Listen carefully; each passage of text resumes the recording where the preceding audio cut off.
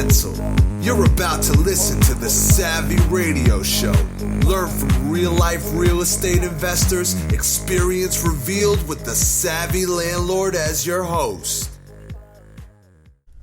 Okay, savvy friends out there, investors, newbies, all types of people, girls, guys, boys, children, whatever, the world, listening to the Savvy Radio Show.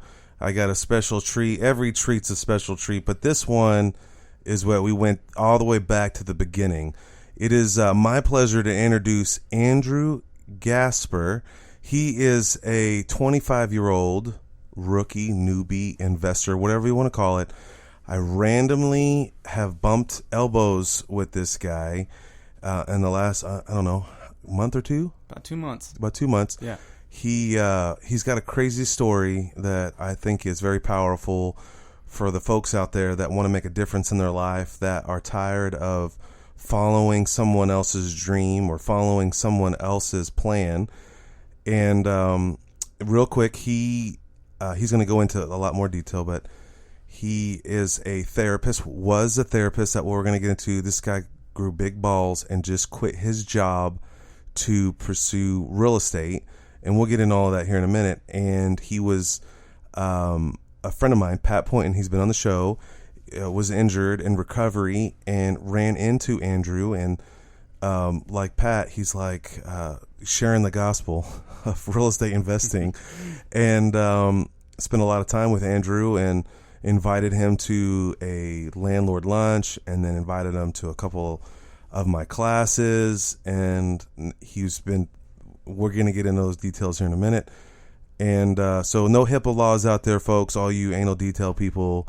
Yes, he met this guy while doing surgery. I don't know what the frick he does, but we're about to find out. Anyway, Andrew, welcome to the show. What up, homie? Hey, what's up? Thanks for having me. Oh, yeah. I'm stoked. So let's get this straight.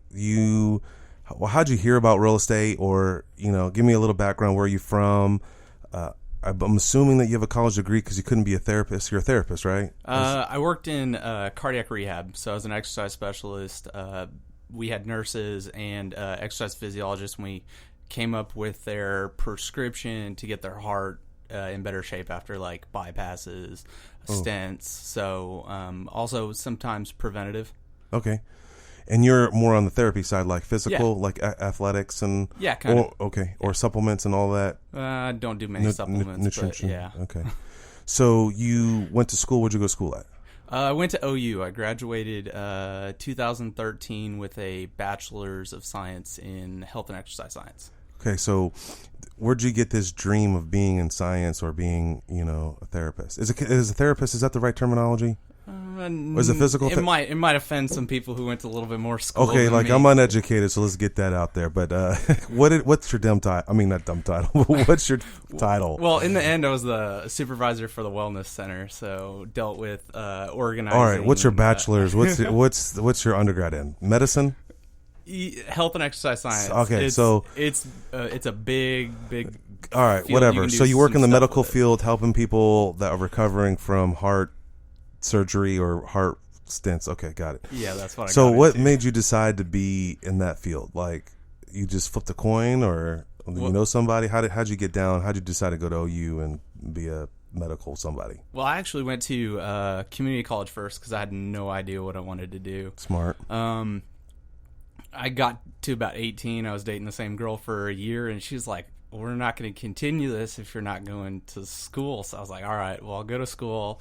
I had no idea what I wanted to do. Is this the girl you just married? This is the girl I just married. Okay, so cool. it worked out in the end. Cool. Well, he's a newlywed, just got married in October. Okay.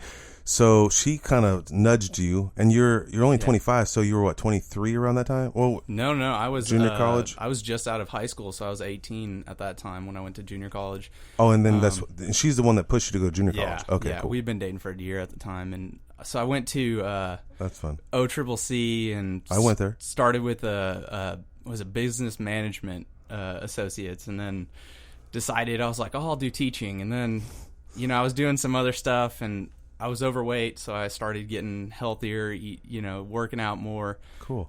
researched OU and then saw that they had a health and exercise science program, so I transferred to OU after 2 years at OCCC. So you went through a struggle, okay, and then you wanted to help other people? Is that kind of the main gist? And it's interesting. I don't think anyone, I know when I was 27, I just realized I need to do something. So you're already kind of ahead of the game.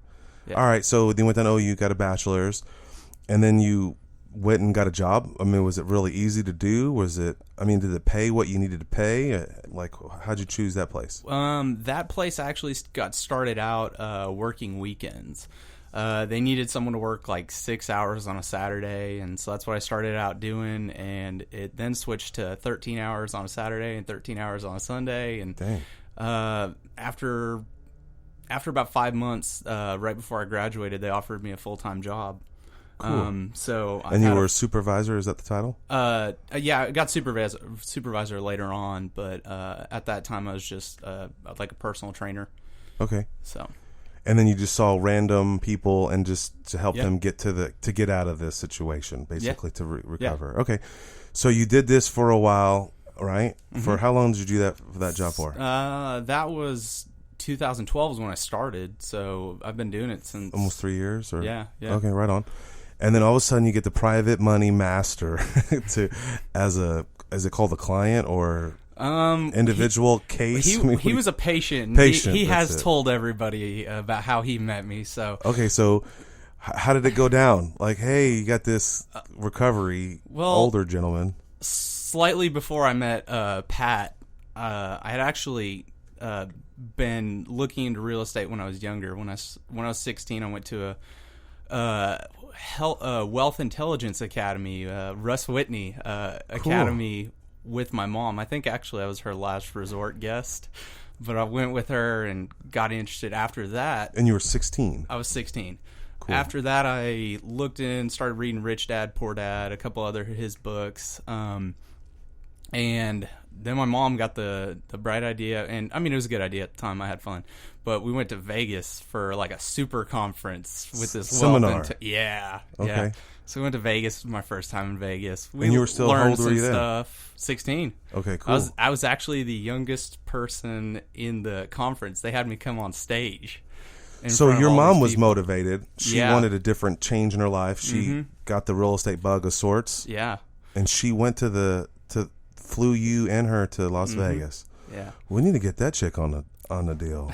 All right, cool. So I like the motivation. All right, so you're there in Las Vegas. Anything touched you? You just went there and had a great time? Yeah, I mean, we had a great time. We went to these different classes, and a lot of people, they were selling stuff, and so we got some of it, looked into some of it. But my mom was about 45 at the time, so she was a little, I mean, I could say a little older, but she had fear. She was scared. But she was looking. So, yeah. So we never ended up doing it. When I was younger, I realized, I kept looking at how I could do real estate, and I realized no one was going to give me money at the age of 16, 17 years old. So that kind of put it on the hold. Yeah, and that's when But it was an interest. That's cool. That's when I started looking into community colleges shortly after that, Did you ever thought you would ever be in real estate, or when you got in the medical field? I mean, obviously 3 years you committed, working all these long hours.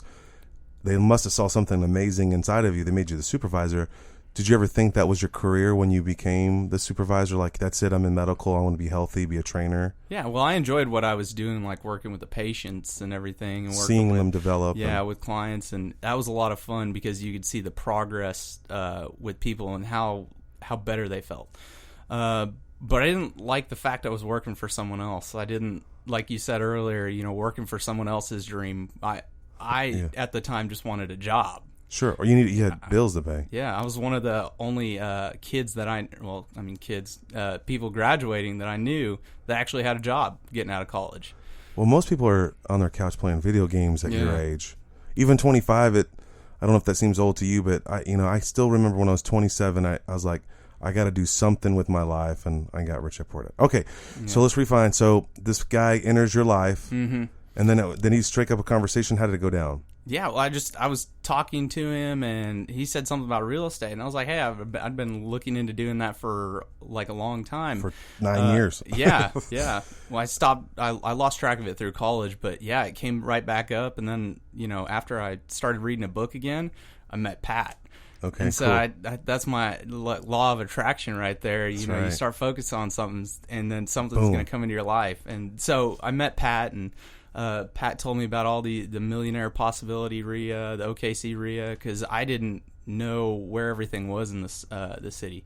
And so actually, the Landlord Luncheon was the first one I came to. Cool. That was a lot of fun. So then, do you remember what that class was about? That one was insurance. Great. Insurance. So it was Pat boring. told me to save a seat, and he showed up like 15 minutes late, and there was no seats left.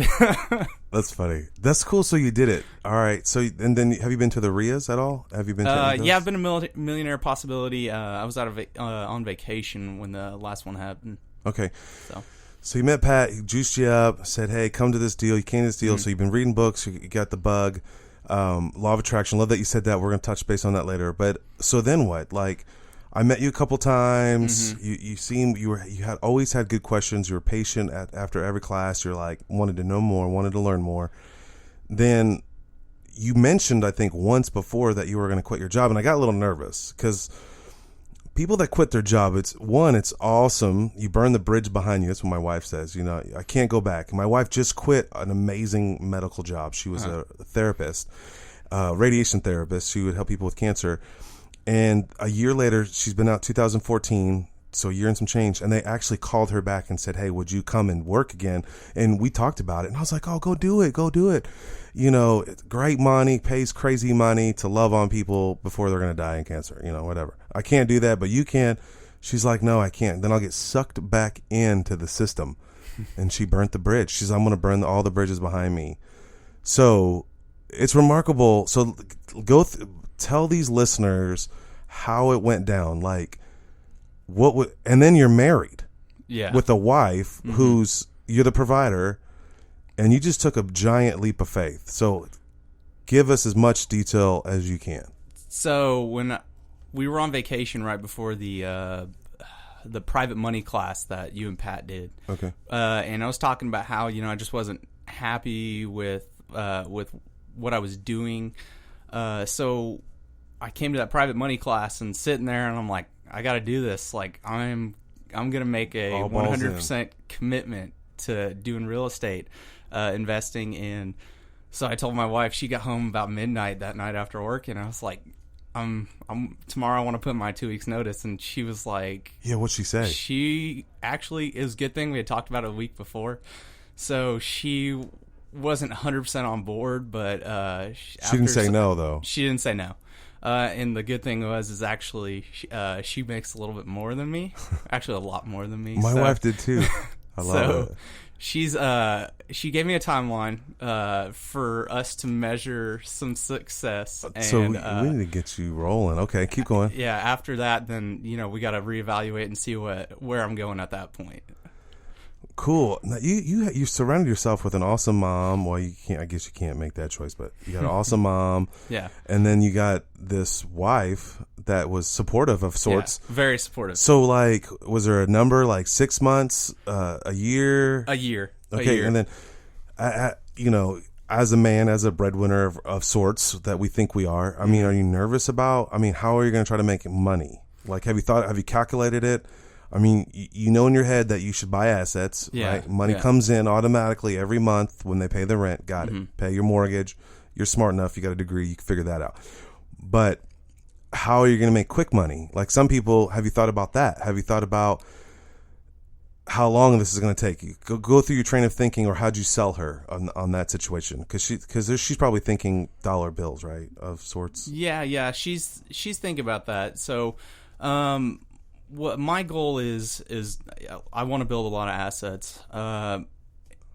Next year, I would like to obtain like one property a month. So my goal is 12 units. Yeah, 12 units for the year.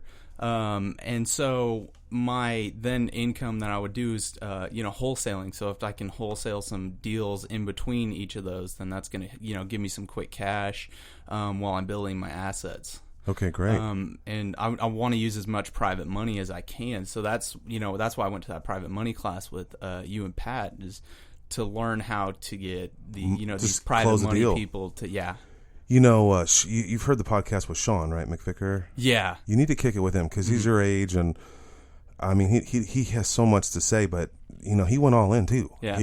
Now he's, I mean, what's rolling, but he is killing it. I mean, he is doing some massive deals. I don't know. You got all these young guys and girls that are just quitting their jobs. I'm down. Because it motivates me.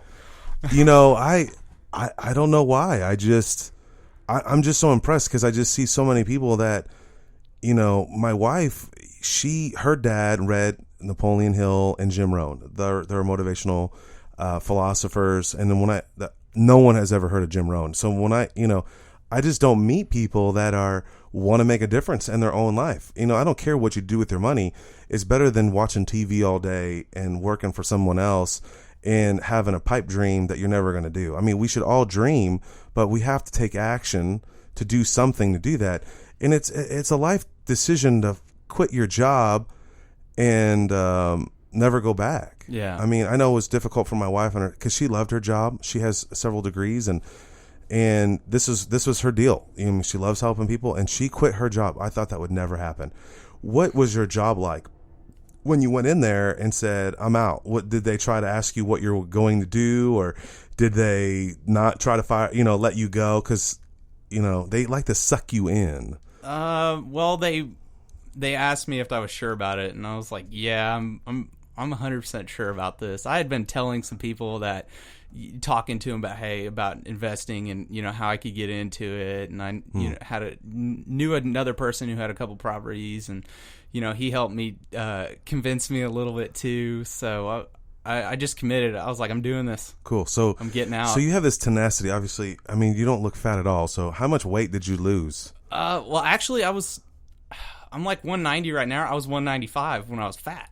But I'm a lot more muscular than I now. See, homie, so I'm like 60 pounds overweight. So when I hear fat, I think of myself. All right. I wasn't able to go. I refereed soccer. I wasn't able to move on because I looked out of shape when I just held a lot more fat than I had muscle at the time. So how do you stay committed? How do I stay committed? Like, how'd you commit to this? Like, is there naysayers out there that said, "Oh, you're going to be back"? There's a story of a friend. I can't wait to get him on the radio. He worked for a job for 12 years, and they're like, "You're going to fail. You're not going to go well. You can't make as much money as you're making here." And he's doubled his income. Yeah. And we'll get him on soon enough. I don't want to ruin that one, but has anyone been a naysayer? Oh, you're not going to do it. Yeah. Like, what do they say? Unfortunately, it was my dad. Oh man. Was not happy about the risk I took. Very, very upset. And are your parents still together? No. They're separated? No, okay. Yeah. Right. So I was talking to him, and you could tell he was wanting me to succeed. He wants me to, and then he's not happy about it. He told me at one point, he said, the market in Oklahoma City, you can't do it here. And at that point, when he said it, I was like, all right, I just got to take everything he says with a grain of salt. You True. Can't listen to it like well, that. He just wants to protect you. But, here's the thing that's interesting. You're glowing here in this little studio. You're smiling. It's contagious. What is success, though? I mean, I think, we rode together for 8 hours yesterday.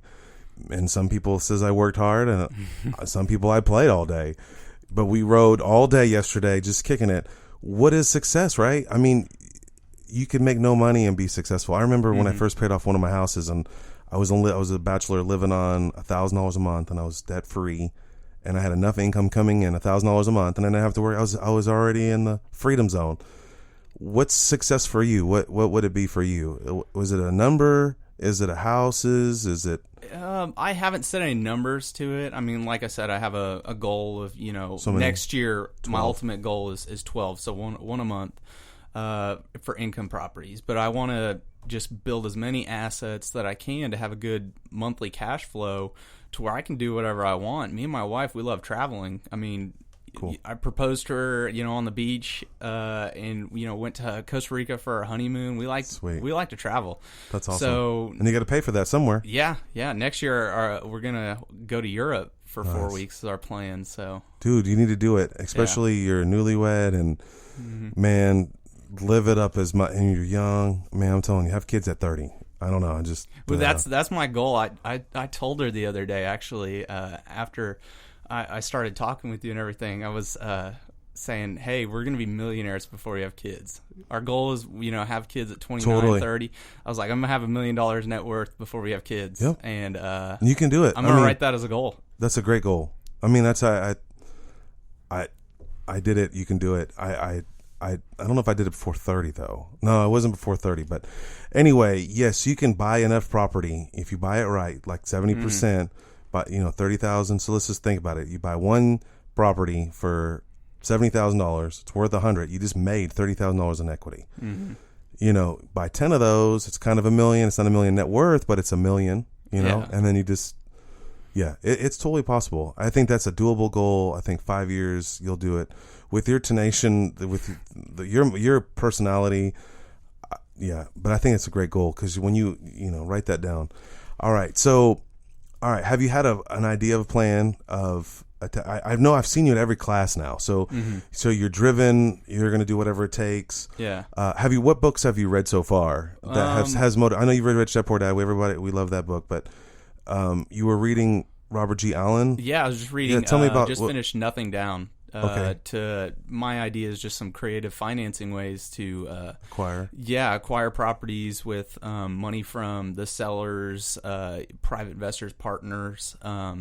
So that's one thing I'm learning to do because obviously, I mean, right now if the bankers listen to this, they know I quit my job. So well, like I told you, remember that first time I was like, do not tell them. Yeah. And you need to go borrow money as soon as possible. Yeah. But your wife has her job. She's been there how long?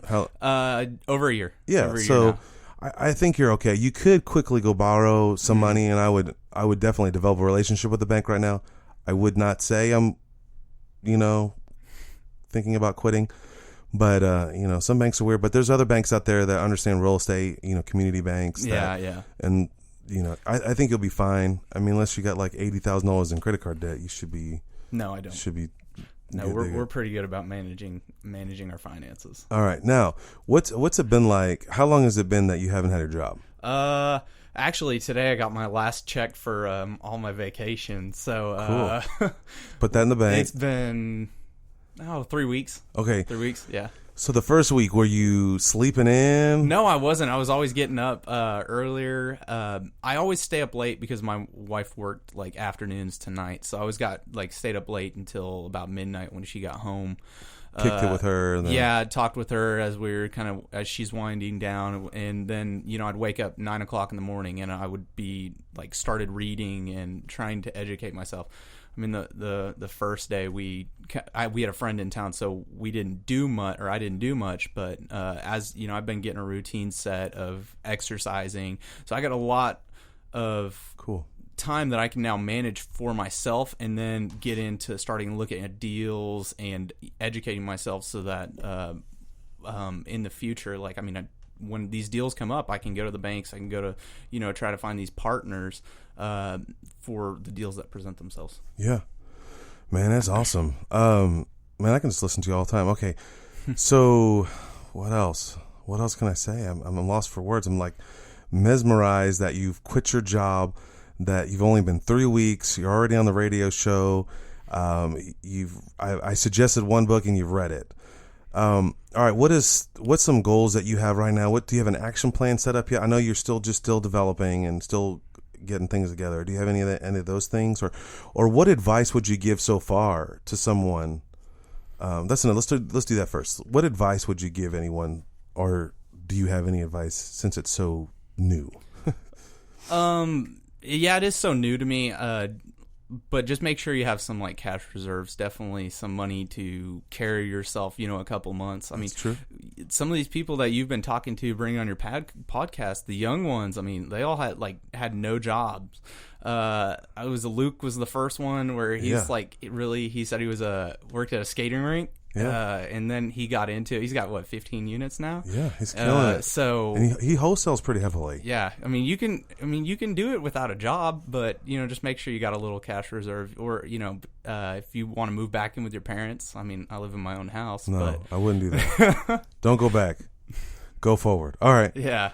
Cool. Well, Andrew, is there anything else you want to say? Because we're going to bring you back on anyway, so it'll be a lot more. We're going to record your whole real estate growth. No, I'm looking forward to it. I don't have anything right now, but I'm just looking forward to meeting everybody in this area and the process and the journey. Okay, awesome. Through this, yeah. All right, check it out. Well, Andrew has an email. He's going to throw out his email. Shoot Andrew a email. Connect with him. Luke out there, Young Cat. Sean McVicker, you guys you should have like the young entrepreneur real estate guru club. With the young guns, right? Yeah, here. I mean, and definitely kick it with them. Here's some quick advice. I would call, my mentor when I started. I just said, hey, can I roll with you? Can I work for you for free? What can I do? And I would just roll in his pickup truck, and he would just show me houses. I own this house. I own this house. There was one time he had 3 houses line by line, and I'm like, and I'm trying to buy houses too. And I was actually buying houses from him on owner financed, which I was still young and didn't know what I was doing. And, I noticed that he had 3 different real estate realtors on there. And I was like, bro, why didn't you use the same realtor? He's like, I keep them hungry and being competitive. And, you just pick up on little things. It just accelerates your time. Anthony Robbins says he wanted to be the best speaker. And he was so young, and he was seeing guys that were making $30,000 a speech, and he wanted to be there. And how he got to his stardom so fast at such a young age, he just duplicated it faster. So, for example, most speakers in general speak on the weekend or speak once a week or maybe twice. So what this guy did, crazy, he spoke 3 times, in the morning, at lunch, and dinner, anywhere and everywhere he could. He just accelerated. So think about it. In 1 week, he did 21 speeches per se. Now, he probably didn't, probably 20 or 15, but you get the gist. 52 weeks times 10, do the math. I mean, he was an expert within 3 years. And he was demanding, within 3 years of his starting his speaking career, he was demanding $30,000, $40,000 to speak. So, I mean, so get with anyone you can get with as soon as possible. Let them roll with them. Serve them. Call Pat. You called me. We're hooking up. I'm coaching you right now. I'm excited to see how far. I give you homework. You do it. I mean, I'm like the greatest thing. I'm like, I get so excited. We're about to analyze 3 deals already. Try to figure out how to get them on a contract. Try to figure out how to get them with no money down and use other people's money. So you'll be back on your first deal. We're going to bring you back on the radio. And, it's only been 3 weeks. Document this. But no matter what, is it cool? Shoot out your Gmail account. Yeah. No one spam this cat. He's available. He'll be at the classes. He's going to be at this class coming up on Thursday. Email him. He'll be at the RIAs. Get to know Andrew. My Gmail is drewbuysokc@gmail.com. All right, so that's DREW. Yeah, buys. BUYS OKC. All right, at gmail.com. Get to know Andrew, and if you have any questions for him or encouragement, just do it. Anyway, if you have any other questions, you can text it in. Text ASK, ASK, to 545454. We'll get it on the radio, and we'll try to help you out. Anyway, it's been a pleasure to meet you, Andrew, and I look forward to seeing you grow and be a millionaire within 5 years. So that's his goal. He's going to be a millionaire in 5 years, and he'll do it, and we'll have him back on the radio show. If you like this show and you want to hear other shows, go to the SavvyRadioShow.com. That's SAVVY radioshow.com.